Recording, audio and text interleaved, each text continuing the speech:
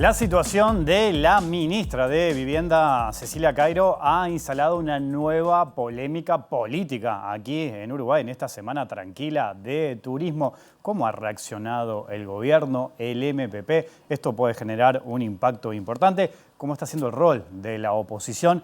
Hoy charlaremos de esto en nuestro Living Político. Bienvenidos, bienvenidos. Así comienza la B. Lo que nunca regularicé fueron las construcciones, porque todo el resto, obviamente, como todo el mundo, es más, por terreno baldío se paga más. La vida fue difícil. En el 2002 perdí la casa porque salí de garantía, vivía en el Cerro. Papá tenía este terreno donde tenía un galpón y me dijo, venite para Pajas Blancas. De ahí fui construyendo y anexando la casa nuestra con mis hijos.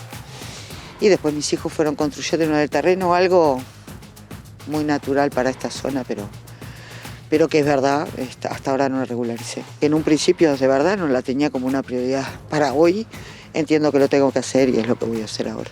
Soy ministra de Vivienda porque todo este tiempo he trabajado sobre esto y no me di cuenta de lo que significaba esto que estamos planteando, ¿no? Las prioridades van cambiando, vos vas arreglando un montón de cosas y bueno, y entendiendo que efectivamente tengo que regularizar las construcciones, lo que voy a hacer el lunes que viene. ¿Pensó en renunciar, como han planteado algunos dirigentes de la oposición? No está en juego en eso porque yo no me quedé con nada. En realidad no regularizar construcciones no quiere decir quedarse con algo. Y es cierto que han habido denuncias de todo tipo, a muchísimos. Deudas de multas, de patentes, ¿verdad? Y bueno, nos miran con la lupa y entiendo que en definitiva soy culpable de no haberlo hecho a tiempo, hace 45 días que estoy y bueno, y lo haré como corresponde.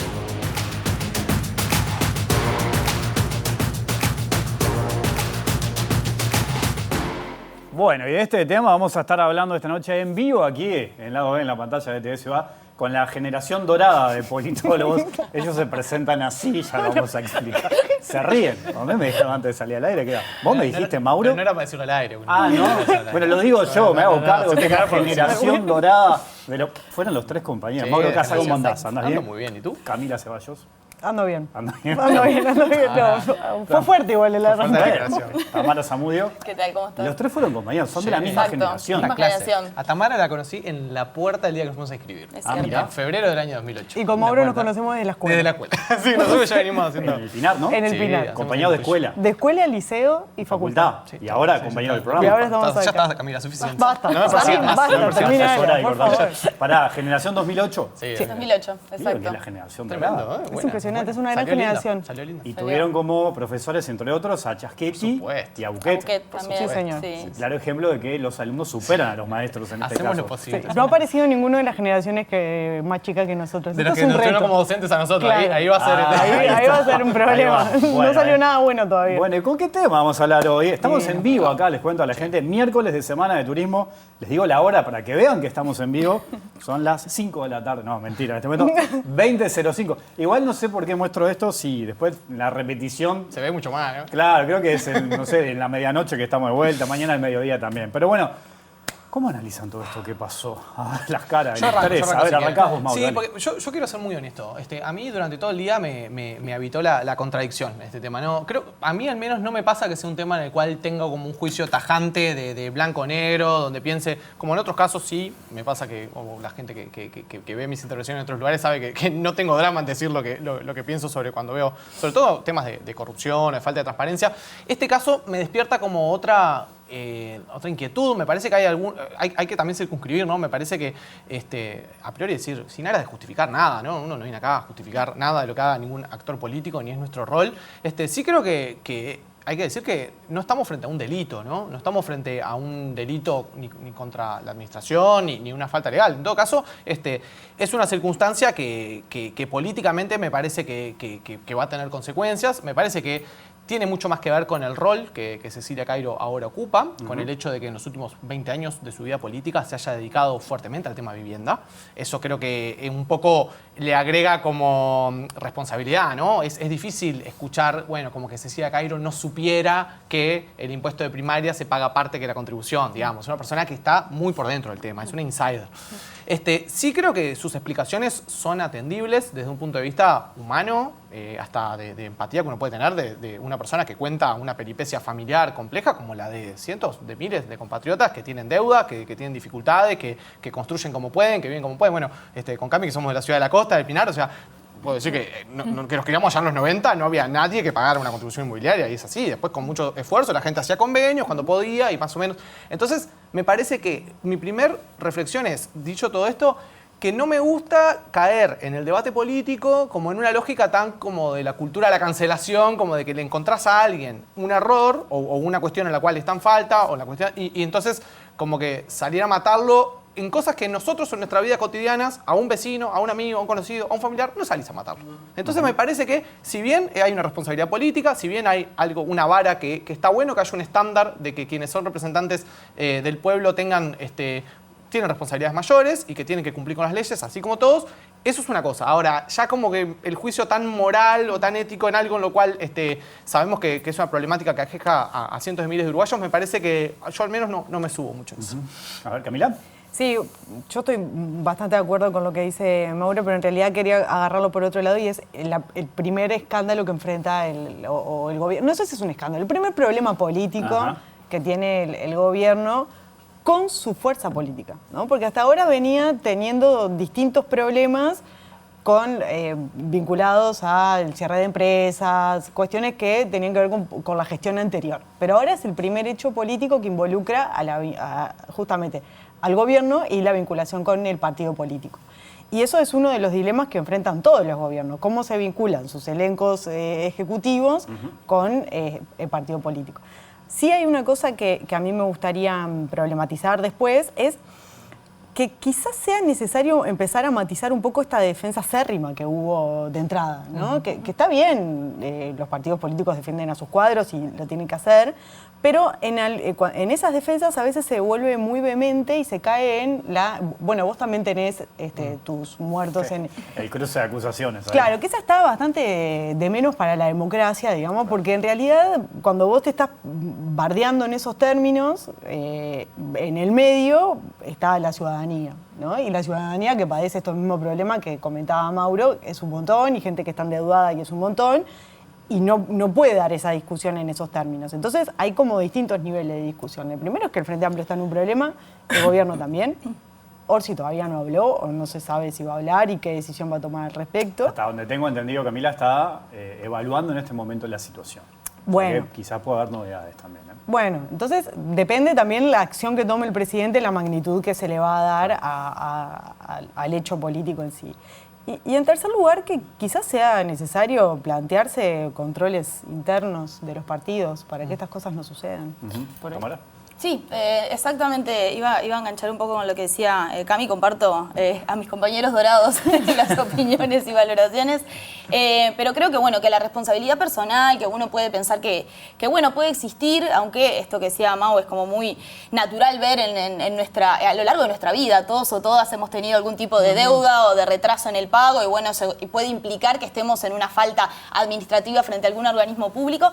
Creo que, bueno, el lugar que ocupa hoy en día Cecilia Cairo hace que, bueno, que esto sea particularmente preocupante, pero me parece importante apelar también a las responsabilidades orgánicas, ¿no? Y creo que ahí parecería, o podríamos pensar que todos los partidos políticos, pero en particular el Frente Amplio, podría haber aprendido algunas cuestiones de algunos hechos que también lo mancharon, ¿no? Pensando, por ejemplo, en lo que fue, obviamente, después con más que argumentos, digamos, que iban por otro lado, pero el principio, digamos, del Sendic Gate, por así decirlo, tenía que ver con un título que, bueno, en definitiva, era falso o no había existido de tal manera, y tuvo también en el Frente Amplio un inicio errático, digamos, del principio de defender, de empezar después a cuestionar y problematizar eso. Entonces uno pensaría que, bueno, que al empezar, digamos, un nuevo gobierno, al asumir las autoridades los cargos de responsabilidad política, que en definitiva implica esos lugares, bueno, decir, bueno, ¿cómo estamos, no, en materia de regularización en distintos ámbitos y en distintos aspectos, para después no tener que comerse este garrón que implica, como decía Cami, un hecho y un problema político en el actual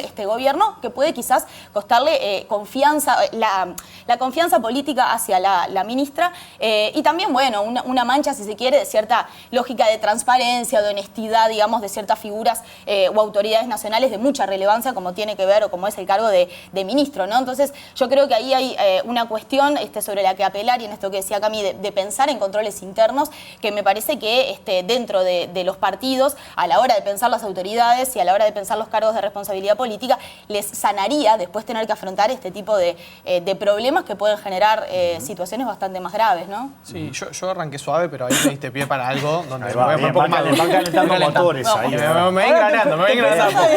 No. Claro. Construyo sobre lo que venían diciendo.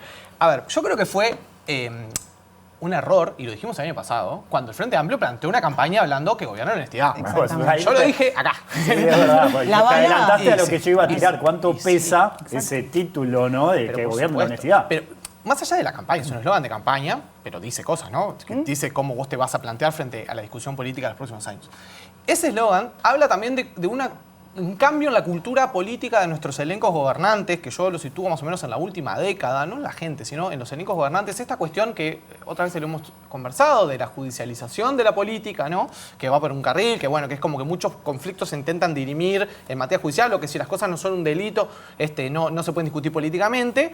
Y esto es como otra capa del mismo problema, que lo veo más como esta moralización de la política, ¿no? Una discusión muy moral, muy del orden de de dividir entre buenos y malos, y que me parece que no aporta, que no va a lo programático, no va a lo sustantivo, no va a las diferencias, porque después, buenas personas y malas personas te vas a encontrar en muchos lugares de tu vida de manera bastante indistinta a los partidos o a las colectividades donde participen o los espacios sociales que ocupen, pero el Frente Amplio en particular ha hecho mucha bandera con esto. Y yo creo que fue un error. A finales del periodo de gobierno pasado hizo mucha leña del árbol caído de los casos de corrupción que había en la oposición. Casos que había algunos muy graves y había pavadas también. Y el Frente Amplio le entró a todo, ¿no? Y cuando digo pavada, recuerdo, el ahora fallecido ex senador Adrián Peña, que terminó renunciando a un ministerio porque parecía que no había dado una materia que le faltaba en la Católica, que no sabían, se había... Sí. Que después apareció, Y supuestamente, apareció, en y terminó el tipo, quedando enchastrado por algo que, si uno pasaba raya, ¿qué había hecho Adrián Peña? O sea, ¿qué había hecho más allá de un error, una cosa administrativa que no tenía mucho que ver? Entonces, yo quiero señalar esto, porque me parece, y reengancho con esto, me parece que estamos en una época, en una lógica, como estamos todos muy, muy prontos para esa cosa de esa cancelación, ese señalar el error del otro, y bueno, me parece que eso políticamente no aporta nada, ¿no? No, es completamente inconducente. Pero la lógica de la cancelación esta que vos decís, que yo todos los días me peleo con eso, no te lleva a ningún lugar. O sea, porque no estás discutiendo política, no estás discutiendo... Estás simplemente moralizando una discusión que prácticamente se podría resolver con controles internos en el partido. Y que siempre va a haber un boomerang, aparte. Siempre te va a pasar. Siempre va a volver. Porque en este momento también se está poniendo sobre la mesa, no es cualquier ministro, forma parte del sector mayoritario, del Frente Amplio. O sea, eso también está en juego, la consideración supongo que está haciendo Orsi y toda la serie de personas que están, supongo, reunidos en algún momento, en este momento tratando de tomar una decisión. Porque en el medio está el poder. Entonces es como discutir moral y poder, es toda una gran confusión y nunca se termina de entender nada. Y el Frente Amplio me parece que está tomando un poco de su propia medicina en estas circunstancias, que la verdad que el año pasado en la campaña electoral fue un problema, esto de que gobierne la honestidad, bueno, y ahora se está bien. Y después, obviamente, la oposición ve una ventana de oportunidad y la va a usar. ¿Por qué quedarse callado, no? Sí. Bueno, hoy se comentaba la posibilidad de interpelar a la ministra y bueno, sí, es un recurso. Sí, exacto, es un recurso que es más que estratégico y que es útil para una oposición que recién se está rearmando, ¿no? Con conflictos internos, digamos, dentro de una coalición que hay que ver, digamos, en qué sentido como coalición republicana puede mantenerse o no. Este tipo, creo, de hechos, lo que hace es unificar un poco ese bloque opositor en relación a ciertas posturas o ciertos posicionamientos. Y también es cierto, ¿no? Esto que decía Mauro, en relación de dejar la vara muy alta, obviamente va a haber una oposición que va a estar fija y minuciosamente mirando este tipo de aspectos para, bueno, salir a no solo reclamar, sino también, bueno, señalar, digamos, que, bueno, si la vara va a estar tan alta, entonces todas estas cuestiones van a estar arriba de la mesa y van a ser hechos políticos graves, o por lo menos lo van a querer colocarle, digamos, ese talante para la discusión política, Ahora, ¿no? me parece que este tema, ¿no? Representa como el primer gran desafío para el gobierno en varios frentes. Primero, cómo se para ante la oposición, en esto que estábamos hablando, y agrego otro elemento, cómo se para a la interna del Frente Amplio, porque, bueno, Cairo forma parte del MPP, que es el sector hoy más poderoso del Frente Amplio, el sector del presidente. Y si ustedes ven, y la gente también lo vio, los que salen a respaldar rápidamente son dirigentes del MPP, ¿no? Que hablan, bueno, de la confianza de la ministra, de todo lo que ha hecho, que es un error, que lo puede arreglar, que no debería renunciar.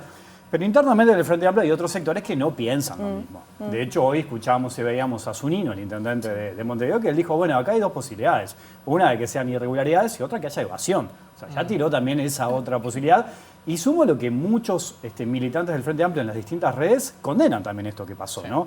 La mayoría no son del MPP. El MPP en este caso está apoyando a la ministra. ¿Cómo lo ven eso, por ejemplo, a la interna del Frente Amplio? Sí, un apunte sobre lo de la oposición, y ahora digo algo sobre la interna del Frente, sobre lo de la oposición y el tema de las varas. Está bien, podemos acordar si vamos a tener una vara más alta o más baja en nuestro estándar de qué esperamos de nuestros representantes en materia de cumplimiento de las leyes, de las normas y de las buenas costumbres. Ahora, no deja de ser irónico que el Partido Nacional hace 2 semanas sacó una declaración respaldando en todos los términos la actuación de Bezosi, que está imputado por todos los delitos posibles de penales, del Código Penal, contra la administración pública. Entonces, yo creo que es una discusión que me parece interesante, si vamos a subir o bajar la vara. Lo que sí, me parece que es una discusión que tiene que venir acompañada si vamos a usar la misma vara. Más arriba o más abajo, pues estaría bueno usar la misma con los propios y con los ajenos, que ahí es donde yo veo una contradicción que es flagrante, ¿no? Y de esto otro que vos preguntabas, Wilmar, Cecilia Cairo no solamente es una ministra del MPP, sino que es un cuadro político muy importante del MPP. Es uno de los cuadros políticos que el MPP ha venido proyectando con fuerza. Te retrotraigo hace un par de semanas en aquel Consejo de Ministros del que hablábamos de cómo Orsi, la torre ejecutiva, distribuyó los 63 compromisos entre los ministerios. Había un rum de mucha gente que decía, pero pará, ¿por qué el Ministerio de Vivienda le están dando muchas competencias que de repente eran de otras carteras y las tenía el Ministerio de Vivienda? Porque Cecilia Cairo es un cuadro muy importante en el MPP, al cual estaban proyectando políticamente, que tiene un perfil político altísimo, ¿no? La vimos el día que asumió en el ministerio a los gritos en un asentamiento, la vimos después el día del acto del MPP. Es una persona muy cercana al presidente, muy cercana a Pacha Sánchez, que ha cumplido un poco el rol de esta de relevación generacional de Mujica y Topolansky. Entonces, va a ser muy doloroso para el MPP perder, si termina sucediendo, a este cuadro en el gobierno, sobre quien tenían expectativas muy grandes y esperanzas muy grandes de no solo la gestión que pudiera hacer, sino la proyección política que pudiese tener.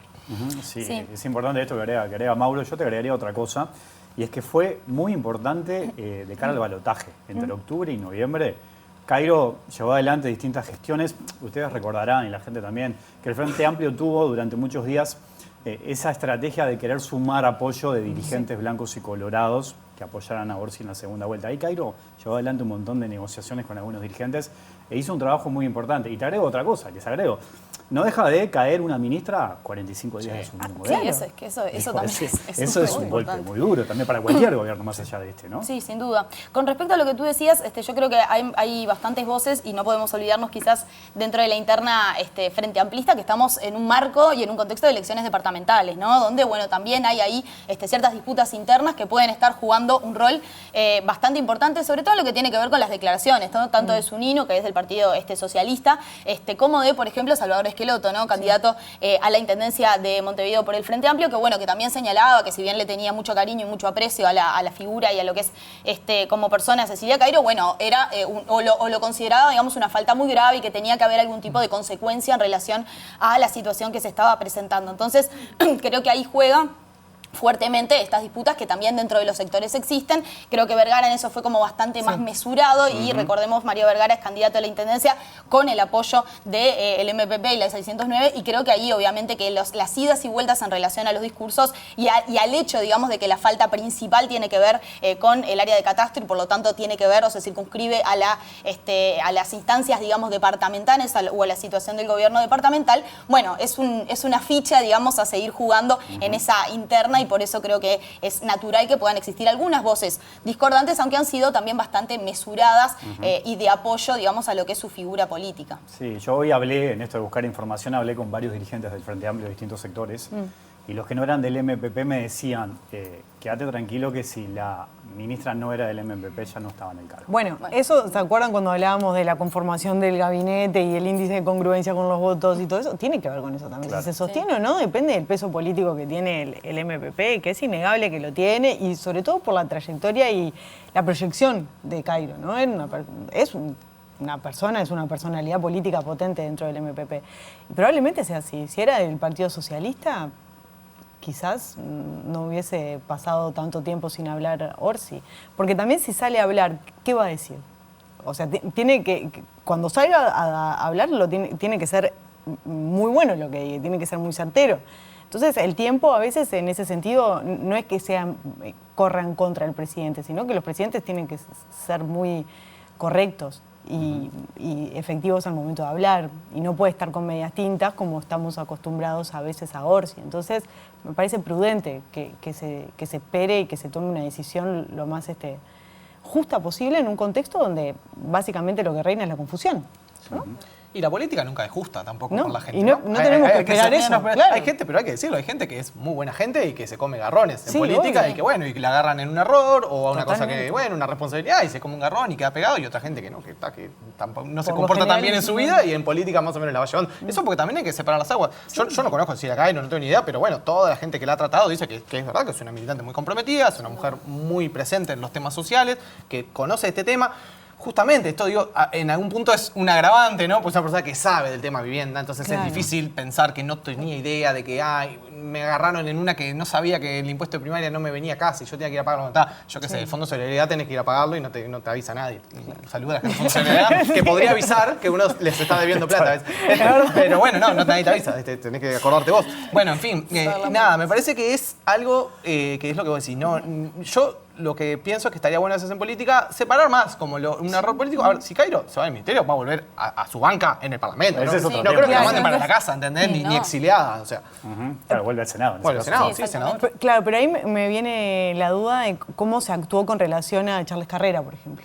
¿no? Estábamos en medio de la campaña. Estábamos ¿no? en A Charlie lo mataron. A Charlie justamente, ¿no? Cómo los tiempos de la Claro, política y cómo el querer ganar Claro. te hace actuar de determinadas circunstancias. En Y determinado quizá era momento. todo más dudoso lo de Charlie Carrera que Sí, esto. ¿no? sí, yo creo que ahí había como, bueno, de hecho, pues está yendo por la vía, digamos, de las investigaciones penales. Yo creo que ahí también juega fuerte, que bueno, Cecilia Cairo creo que tiene un apoyo territorial y en algunos departamentos que es bastante fuerte y bastante referencial en relación al MPP, y por eso creo que el apoyo tan fuerte también tiene que ver con ese capital político que ha sabido construir a lo largo de los años. Creo que en el caso de Carrera es una figura de mucho peso dentro de la interna del MPP, pero no tiene quizás esa simpatía o ese apoyo No tan a nivel militante. territorial que ha construido Cecilia Cairo en ese sentido, y donde el Ministerio de Vivienda aparte es referencia, ¿no? En relación a esas políticas territoriales. Y que venía con algunos antecedentes del periodo pasado polémicos, ¿no? Con todo lo que pasó con Irene Moreira, que vos un poco lo decías ahí, Mauro, el Frente Amplio tuvo una oposición durísima, Sí, ¿no? total. Condenando lo que había hecho la exministra. Que es bastante interesante la declaración que hace Manini Ríos al respecto, Sí. ¿no? Él dice, bueno, no vamos a jugar por lo que haga el ministerio. Dice, entonces es como una voz Hay un de... juego político ahí también. Es impresionante. De repente pedís mesura en una persona que no actuó Claro. de esa... No sé, a mí me da la sensación que estamos como en el medio del ojo de la tormenta y que todas las cosas que se digan y hagan ahora van a ser malas. Yo lo otro que pensaba era, ¿qué aporta en este contexto una interpelación, no? Más allá de que vos decías, está así, por supuesto que la oposición tiene el Lo va a derecho usar, a interpelar, claro, lo va a usar, lo va a hacer. Ahora, en términos de explicaciones, digo, me parece que no aporta nada. Cairo ha sido dentro de su entrevero, que es una persona que está pasando por un mal momento, evidentemente está articulando como puede una respuesta, ha dicho claramente que ella sabía que tenía esta deuda, que tendría que haberlo pagado, que pedía disculpas. O sea, no encuentro mucho en la instancia de interpelación qué se va a hacer más allá de ahondar en el punto y decirle a Cairo, pero ¿por qué en vez de hacer tal cosa no pago esto? ¿Y por qué en vez de tal cosa no pago esto? Una lectura es mantener el tema en agenda, ¿no? Total. Es que es lo que va a hacer la oposición. Sí, sí. En un contexto de que justamente lo que decía Tamara hace un rato, de unirse para poder acorralar al Frente Amplio en algún tema, y bueno, lo usarán.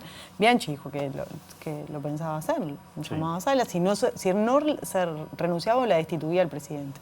Eso fue. En esto que decíamos recién, esto que decía Mauro, ¿no? De que llama la atención una persona que estaba vinculada al tema hace mucho tiempo, que venía trabajando, bueno, de que tuviera como estas faltas, estas irregularidades. Hay otro componente y es el impuesto primaria, ¿no? Que tiene como un componente también Social, sensible, claro. social, hasta el punto de vista ideológico. Para los comedores. Sí. de Claro. primaria. Exactamente a dónde va, ¿no? Lo que se recauda en ese impuesto. Es como que también ha despertado esta cierta polémica de decir, bueno, justo no estás pagando algo que uno podría entender despierta determinada sensibilidad. Esto Sí. se metió en la discusión también, ¿no? Sí, sin duda, y además, bueno, si se quiere, en comparación con otras regularizaciones, son montos que son relativamente bajos, ¿no? Se paga cada trimestre, no es un monto tan alto.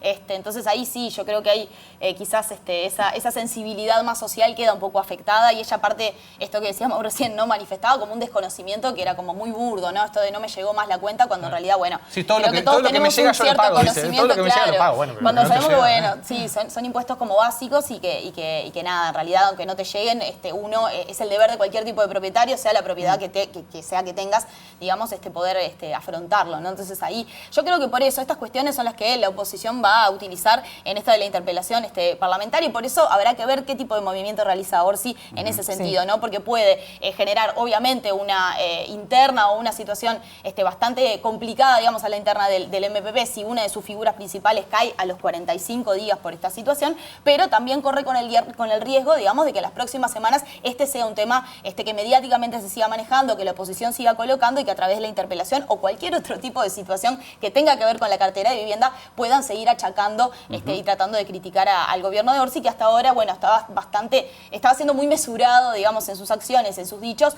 para justamente, creo, no tener esa disputa, digamos, mediática, o esa disputa, digamos, con la oposición tan tempranamente. Tomo algo de lo que decía Camila hoy, que cuando pasan este tipo de episodios y cuando vos ves que se cruzan acusaciones, ¿no? Gobierno, oposición, pasó esto, pero mirá que vos hiciste tal. Lo que genera es como también un cierto rechazo de la gente, ¿no? Sí, es esa típico de la bolsa, bueno, metemos a todos en la misma bolsa. Bueno, al final son todos lo mismo. Iguales, son todos los mismos, ¿no? Sí. Eso le genera un daño enorme también a la política. Y lo sí. podés ver mucho también en el cruce de redes, ese tipo de situaciones. Claro, porque ¿no? aparte es un debate que lo decíamos, es inconducente, nadie gana nada, todos pierden absolutamente. Y creo que el que más pierde es el ciudadano que está ahí scrolleando y diciendo... Otra vez lo mismo. Otra vez lo mismo, mirá, vinieron con la que... Yo qué sé, me parece tan ingrato con el sistema político uruguayo que ha dado muestras de altura, pero también con graves problemas, porque cuando has tenido que estar a la altura a veces no lo ha estado. Entonces, creo que esto pasa, que es un poco lo que decía Mauro hace un rato, por mezclar moral y política, ¿no? Porque estamos todo el tiempo diciendo, estos son buenos, aquellos son malos, pero son buenos porque me caen bien y son malos porque me caen... o sos todo lo que está bien MPP o sos todo lo que está mal Partido Nacional. Bueno, no, funciona así la política. Eso, ¿no? Pero es así. Sí. O sea, y está funcionando así la discusión política y realmente es un desastre. Porque hoy escuchaba a algún periodista decir, bueno, esto para mí es una roja directa. Wow, pero es un criterio que está bien, puede funcionar si lo vamos a aplicar de manera consistente. Claro, ¿va a ser así para todo? Claro, es como cuando tú estás viendo un partido y decís, pero espera, por la misma me sacaste amarilla, ¿viste? Como los jugadores empiezan, pero esta no me la cobraste, pero esta era amarilla y para mí no es amarilla. Claro. Yo creo que eso no funciona, no funciona mucho. Pero a mí me parece que con el correr de las horas, el silencio público de Orsi hace pensar que se está pergeñando una decisión. Yo no creo que demore mucho igual en hablar. Y quizá en las primeras horas del día me inclinaba más a pensar en que el tema iba a ir decayendo, iba a quedar ahí, y ahora me inclino más a pensar que es más probable la salida de la ministra. Estoy de acuerdo, sobre todo porque hay cuestionamientos internos del Frente Amplio. Me parece que eso hace un poco más de ruido, genera un poco más de presión que lo que puede hacer la oposición. Y además es muy pronto también. Es muy pronto para el Frente Amplio quedar durante... comerse 5 años el garrón, como decían los compañeros, de tener que defender a una ministra que desde el día 1 va a estar cuestionada. Entonces es difícil de sostener. Pero bueno, es uno de esos temas, es un dilema, ¿no? En cualquier camino vas a tener, es un problema. Echar a una ministra potente del gobierno a los 45 días es una macana, y mantenerla durante 5 años, tener que reeditar esta discusión cada vez que Cecilia Cairo salga a hablar, es un desgaste enorme. Le pasó al frente con Sendik en el 2007, que ¿cuánto fue el episodio de Sendik? Duró unos 8 o 9 meses, desde que salió en febrero aquella famosa nota de Patricia Madrid hasta que lo echaron a Sendik, que pasaron 8 o 9 meses y fueron terribles. Sendik sí, en la campaña estuvo. Fueron 8 o 9 meses tortuosos y después le costó una elección casi al Frente Amplio. Toca hacer una pequeña pausa. ¿Seguimos después? Sí, ya sigo con la generación dorada, hay mucho más para hablar aquí en Lado B, en la pantalla televisiva.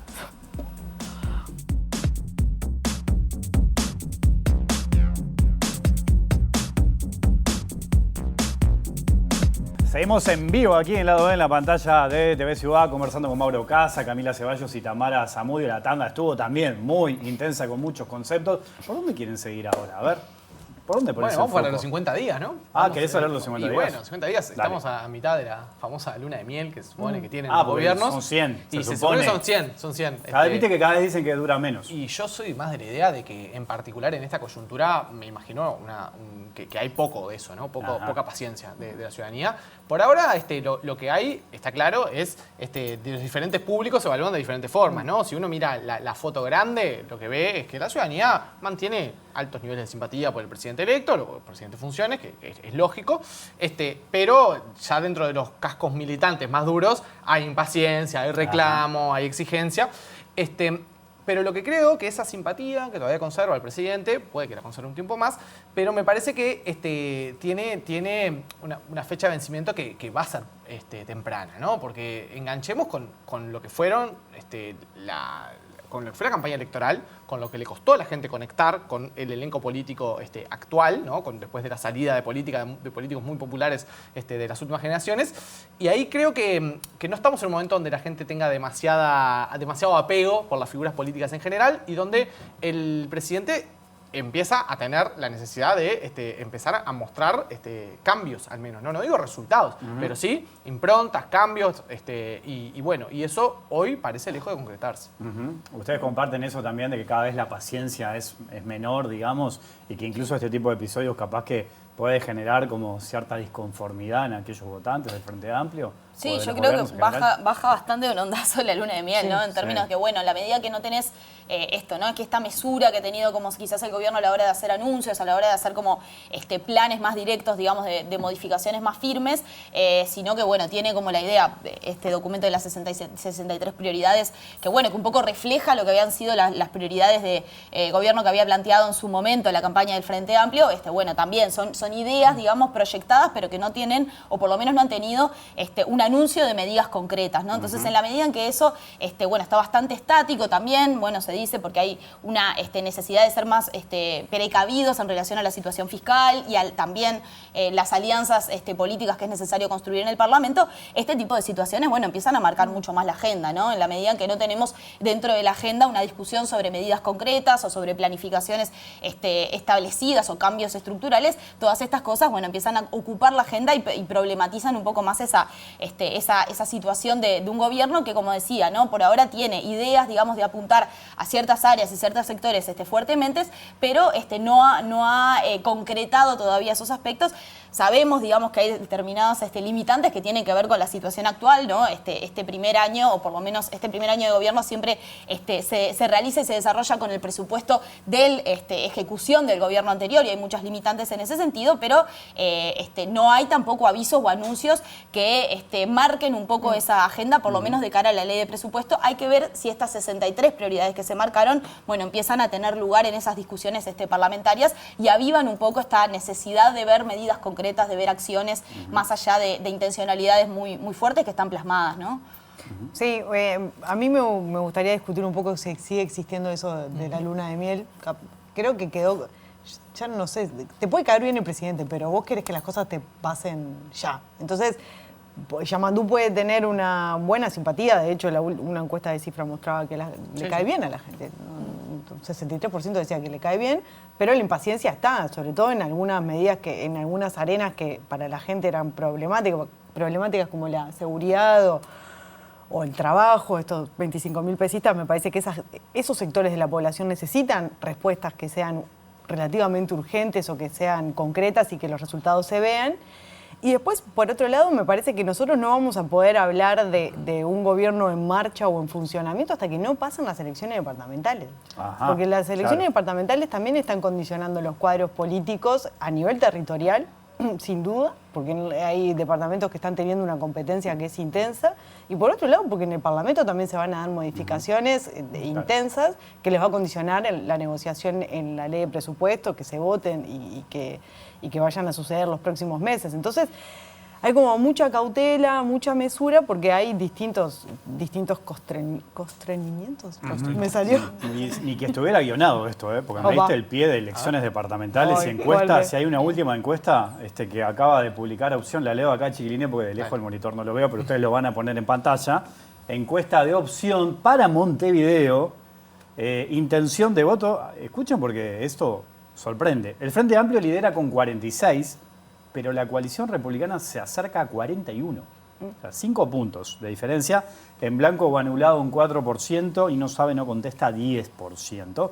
Pero bueno, es una cifra, ahí lo tenemos, ¿no? Sí, lo tenemos en el Zócalo. La cifra que, como le decía, Frente Amplio 46 y Coalición Republicana 41, en blanco o anulado 4 y no sabe, no contesta 10.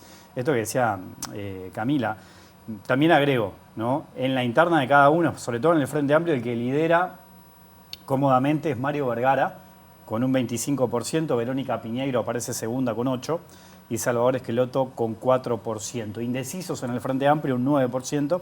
Y bueno, después en la coalición aparece cómodamente también Martín Lema, con un 25%. Segunda está Virginia Cáceres con 3%, y Roque García luego viene con 2%. Indecisos en la coalición, 11%, e indefinidos, un 14%. Bueno, hay que ver cómo avanza esto, pero bueno, un poco lo que decía Camila.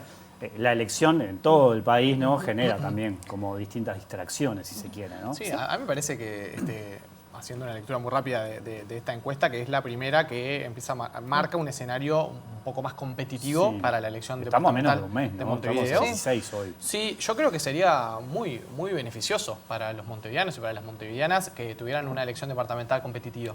Sería algo que le vendría muy bien al departamento, que sería también un incentivo para los actores para departamentalizar la elección, algo que sucede en casi todo el país, pero que no ocurre en Montevideo. Es ese proceso en el cual, a partir de la separación de las elecciones que se hacen en el mes de mayo, territoriales, en casi todo el interior ocurre un proceso donde se discuten los temas del departamento, donde hay una agenda del departamento. Bueno, en Montevideo eso no pasa. En Montevideo los frente amplistas votan al frente, los blancos y los colorados votan blanco y colorado, votan lo mismo que votan en las elecciones nacionales. O sea, no se da una departamentalización. Ahora, en este contexto donde el Frente Amplio en Montevideo es un partido predominante desde hace décadas y seguramente lo sigue haciendo, tener un atisbo de mayor competitividad creo que puede servir para que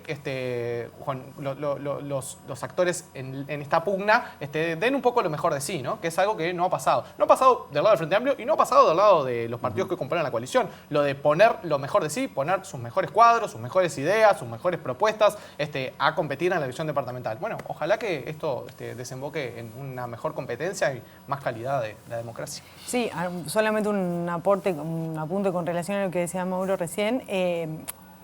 Me acuerdo del caso de Raffo. O sea, cuando Raffo era candidata de la intendencia y que se había montado toda su oficina para pensar Montevideo, yo creo que llegamos a un momento en la coyuntura montevideana que es necesario pensar a la ciudad de verdad. Y me parece que, independientemente de cómo sea la elección que va a terminar, iba a decir que va a terminar ganando el Frente Amplio, me acordé de Buquet cuando dijo cómo iba a ser el balotaje en 5 años. Sí, fue como una visión. No, va a ganar el Frente Amplio. Va a ganar el Frente Amplio, pero es necesario que pase. Que le cueste un poco, ¿no? Que le cueste un poco, porque hay problemas. Y me parece que este escenario competitivo puede ser más interesante, sobre todo también para darle incentivos a la coalición republicana de que si actúan coordinadamente puede pasar algo.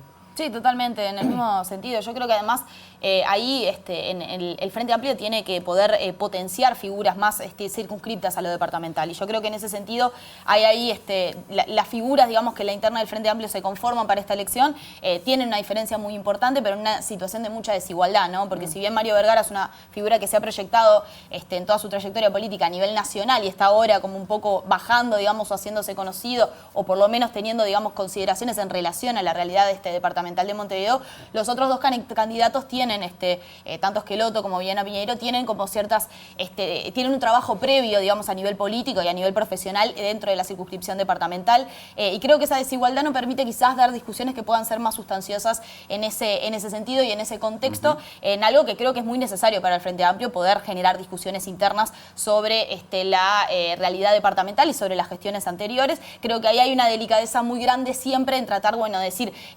tenemos cosas para mejorar, pero no ha sido mal lo que se ha dado, y bueno, eso me parece que obtura, digamos, la posibilidad de dar otras discusiones que pueden ser más profundas y más necesarias también para la gestión que venga, que también concuerdo que va a ser del Frente Amplio y que por lo tanto, bueno, hay un desafío de la propia fuerza política, decir, bueno, ¿qué vamos a ofrecer o qué discusiones vamos a dar internamente de cara a estas elecciones? Sí, y un comentario chiquito más, si esto termina siendo una elección competitiva, bueno, los integrantes de la coalición republicana Claro. van a hacer un mea culpa enorme, ¿no? Claro. Porque la coalición republicana dio una oferta de candidaturas para Montevideo totalmente insuficiente, escasa, ¿no? Una candidatura firme, la de Martín Lema, un político conocido que ha trabajado este tema, bueno, toda la discusión de que fue ministro de Desarrollo Social en una ciudad con miles de personas en situación de calle, ponele, pero un candidato firme. Ahora, el Partido Colorado y Cabildo Abierto, el aporte que le han hecho a la coalición republicana en materia de candidaturas es escasísimo. Dos figuras ilustres desconocidas para todos los montevideanos. Entonces, bueno, si este escenario fuera competitivo, te muestra que la coalición tenía en esta elección una ventana de oportunidad para haber competido mejor, ¿no? Imagínate si hubieran puesto candidatos más o menos, ¿no? Mauro, Camila, Tamara, les agradezco mucho que hayan venido, en especial en esta semana de turismo, además, ¿no? No, Que por hayan favor. renunciado al descanso. Son tan profesionales que vinieron a charlar con Impresionante. nosotros. Gracias a los tres. La seguimos en otro momento, ¿les parece? Obvio. Vamos arriba. Nos vamos, volvemos mañana a las 20. Que pasen bien, chau.